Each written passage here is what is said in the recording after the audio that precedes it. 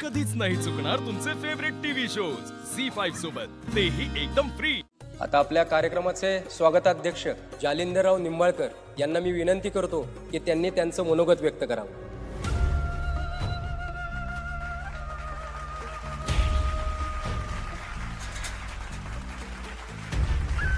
नमस्कार नमस्कार नमस्कार नमस्कार।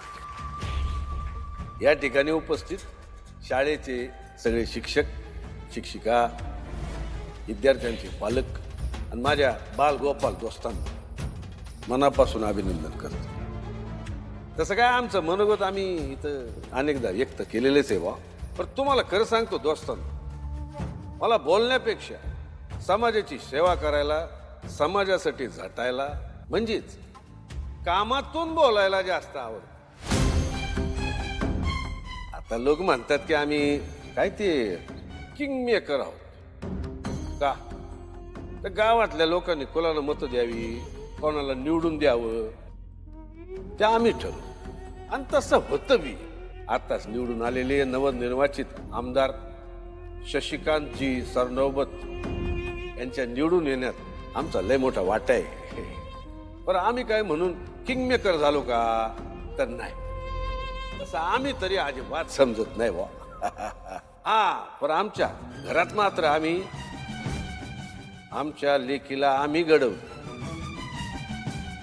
तिला डॉक्टर आम्ही बनवलं। सांगायचं असं की आम्ही किंग मेकर नसलो तरी क्वीन मेकर मात्र आहोत बर का।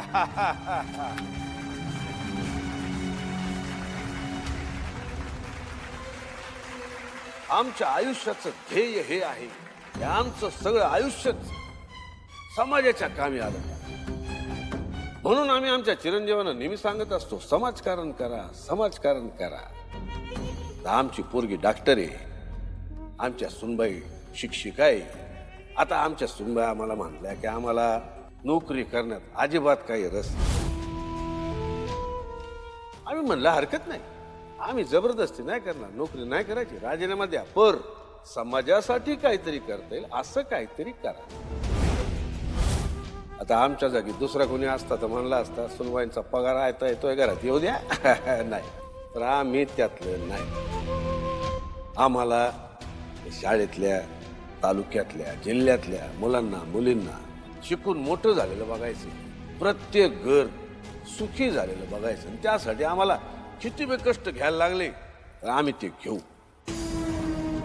शेवटी तुम्ही आहे तर आम्ही आहे, आणि म्हणून पोरांनो आम्ही आशा करतो का तुम्ही शिकून मोठं होऊन आमच्यासारखंच निस्वार्थीपणे समाजासाठी झटाल काम करा। एवढं बोलून आम्ही आमचे 2 शब्द संपवतो। जय हिंद, जय महाराष्ट्र।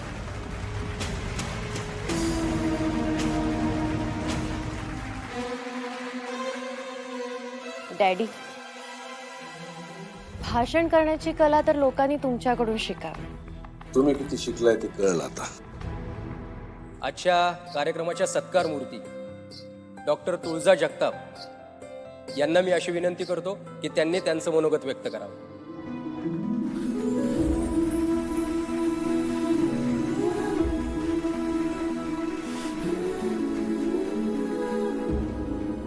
माझ्या छोट्या दोस्तांना खूप खूप प्रेम,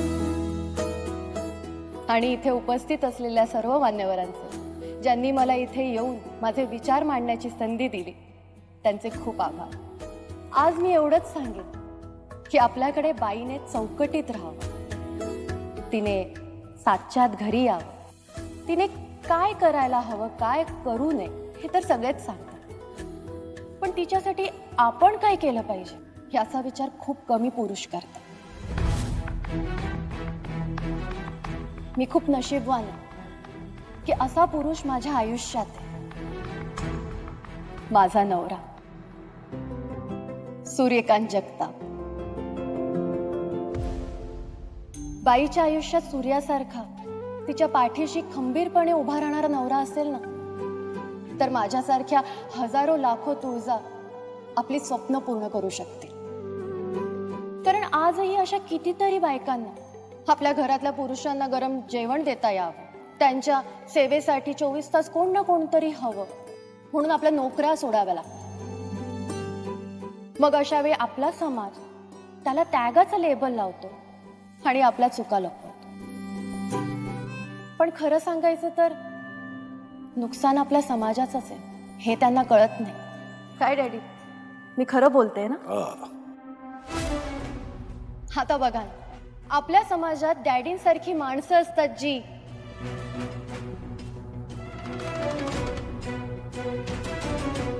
जी माझ्यासारख्या मुलीला बाहेर शिकायला पाठवतात. तिच्यावर कसलंही बंधन घालत नाही, तिला तिच्या मनाप्रमाणे वागायचं स्वातंत्र्य देतात. आज मी इथपर्यंत माझ्या डॅडींमुळेच पोहोचले. तुम्ही त्यांचा आदर्श घ्या, तुम्ही तुमच्या मुलींना शिकवा, त्यांना त्यांच्या पायावर उभं करा. मग त्या एक चांगला समाज निर्माण करा. एवढं बोलून मी माझं भाषण इथेच थांबवते. थँक्यू.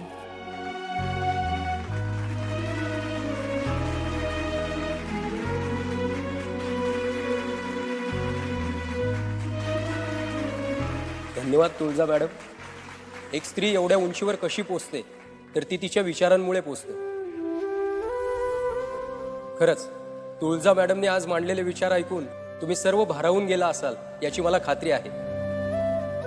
या मंचाला आज खऱ्या अर्थानं तुमच्यामुळे शोभा आली. मी पाहुण्यांना खाली बसण्याची विनंती करतो. यानंतर पुढील कार्यक्रम होतील आणि त्यानंतर सर्वांनी जेवणाचा आस्वाद घ्यायचा आहे.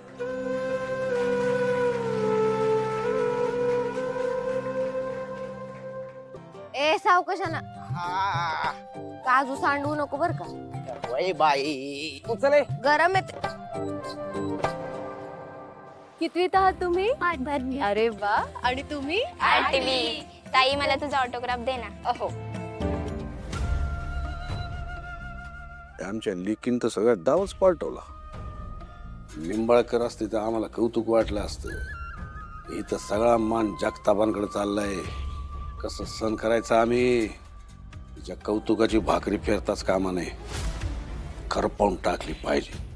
डॅडी, आज हिचा पद्धतशीर गेम वाजवतो का नाही बघा. वाजवू नका, करून टाका. जेवण उतरून झालं, आता आम्ही कल्टी मारतो. चालला थांबा की. नाही नाही नको बाई. दुकानला वेळ पण ठेवलं तर तूच महिना अखेरीस आमच्याकडे हिशोब घेशील.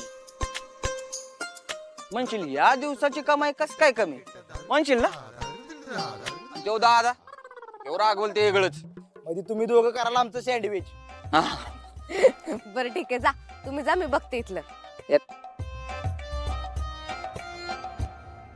चला सरांना सांगायला पाहिजे जेवण आणले, ताब्यात घ्या.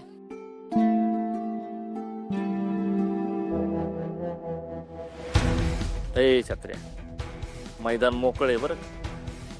ऐक की काय सांगतोय ते, नीट लक्ष ठेव. मी काम तमाम करतो. झी 5 ॲप डाउनलोड करा आणि पहा सर्व एपिसोड्स एकदम फ्री.